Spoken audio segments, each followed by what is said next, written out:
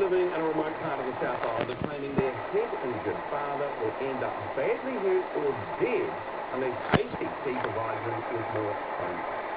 53-year-old Lewis Campbell was injured while working on a tractor in his Collingwood workshop 10 years ago. But his situation has become dire following the breakup of his marriage. With his wife no longer living with him, it's fallen to the couple's 21-year-old son, who has Asperger's, to look after him. Queen Ambler has Lewis's story. I had Lewis from him saying come home and he had to go out with some blows head off and just never got there. Lewis Campbell used to love taking his kids away tramping and spending time in the bush. But these days, the furthest he walks is the letterbox. Some days you sort of walk away and have a bit of pride. Other days you sort of look at him and think, why are you being such a pain in the ass? And I know that it's not his fault that he's being a pain in the ass, but you still think it. I don't know. Just a loving nightmare, really. 10 years ago, Lewis had an accident at his Collingwood tractor repair workshop. His overalls got caught in the fast-spinning PTO, or power takeoff shaft, of a tractor he was working on. When it grabbed the sleeve of his overalls, it actually kept whining and whining until it picked him up and flipped him.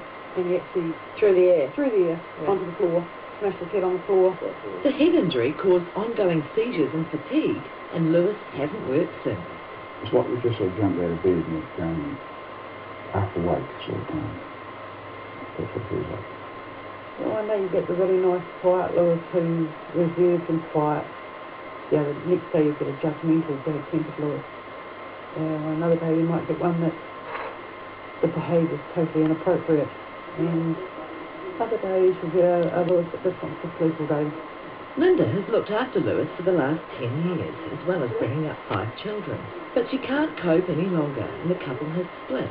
A result, she says, of a gradual decline in health from ACC, who took over Lewis's workplace insurance policy from Farmers Mutual. Lewis's behavioural stuff, because of the accident, his mood swings, breaking things, the depression. 10 years later, it's just too much to handle when you're not getting any help.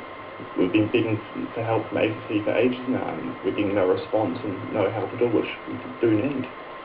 Since his parents' marriage breakup, 21-year-old William, who has Asperger's syndrome, has been his father's main caregiver. As a result, he can't get a job, and says the 7 hours home help ACC provides a week is not enough. Would it be dangerous for him to live here by himself? Yeah, extremely. The last time we left him here alone, he'd set fire to the paddock over there and blew off about every plant in the house. He'll disappear and you look up, you see a massive cloud of grey thick smoke, and Lewis will be out there burning off fence lines, burning manuka trees or flax or gorse or whatever. He does that several times a month probably. I just wait for the council to come out and start going leads for it. Because it's supposed to get permits and there's a lot of burning goes on. I think he goes out in frustration. The family says their ACC caseworker has even suggested 78-year-old Emma look after her son, a claim ACC denies. No, she's been there for long enough. That's cool. So you've got a boy with Asperger's looking after a man with a head injury. Yes. And they're fully aware, ACC is fully aware of that. But in that report somewhere that lady did that, physiotherapist said, she says in there that Lewis would be better off without William or myself here, that he would have to leave cope. Lewis lives in a kit-set house on his mother's land, 45 kilometres from the nearest supermarket, doctor and chemist in Takaka.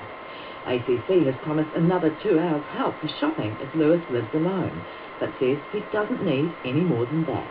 He does need more care than that. He needs someone here if he sees him at night because of his non-driving.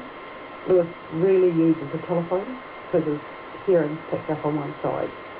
And it's his right to have someone here with him in the condition he's in. Linda's also upset ACC has stopped paying for things Farmers Mutual covered, like wood chopping, gardening and household repairs. For 3 years, Lewis has been asking ACC to help him get computer lessons. And for 3 years, never happened. He's asked for them to put him into Polytech, Open Polytech, because we wanted to do a course on something. That's never happened. With Lewis having to be reminded to do basic things like showering, taking medication and putting meat and milk in the fridge, Linda worries what will happen now she lives in Christchurch. We put pots on the stove and set fire. We've had to use William's pots. Our pots are all had it till he's dead, and so beyond recognition of being a pot. Put chunks on without water in them and blowing them up. He would disappear in the middle of the night. We'd find him miles away. We'd find him just in his undies down the beach. What do you think of the way that he's been treated? Disgusting. And if it wasn't for the way that he's been treated, we'd probably still be married. Joining me now from Wellington is Graham Bashford, Director of Operations for ACC. Look, Mr Bashford, can I say you're probably unique in ACC, that at least via our cameras, you've actually seen what his living conditions are like. Is that true? No one has ever been to visit this family? Well, Mark, the providers are the people who make the assessments about what the requirements are that our clients require. And so it isn't always necessary for our case managers to go out to homes. We would certainly go out there if the client requires us to do that. But it is the providers who do the assessments, Mark. Look, you accept that ACC is responsible for this man. He's had an accident, you're responsible for him. Yeah, it's a very sad case. We sympathise with Mr Campbell. He has clearly had an accident and he clearly does need help. And he bought an insurance policy with Farmers Mutual, which we've kept to since it came back into our care. And indeed, of course, the 7 hours a week was not in the original policy. But hang on, you didn't take over his policy as a favour to him. I mean, the law changed. ACC took over those policies. That's correct. When Farmers Mutual were running it, he used to get help with people chopping wood, doing chores at home, various things that ACC won't provide. None of that was included in the contract. In fact, in the contract there was, though, a provision for help with the roof of the kitchen, and we've done that at a cost of $900. We assess these needs on a regular basis with all our clients, Mark, and according to those assessments, we decide what the entitlements are, and we stick to those entitlements. And if Mr Campbell now has had a deterioration in his health and requires another assessment, we're more than happy to do that. The family say, they keep saying to the caseworker, they keep saying we need more help. Now they've been told, here is a man with head injuries, that his son who has Asperger's should be left to look after him. Is that responsible by ACC?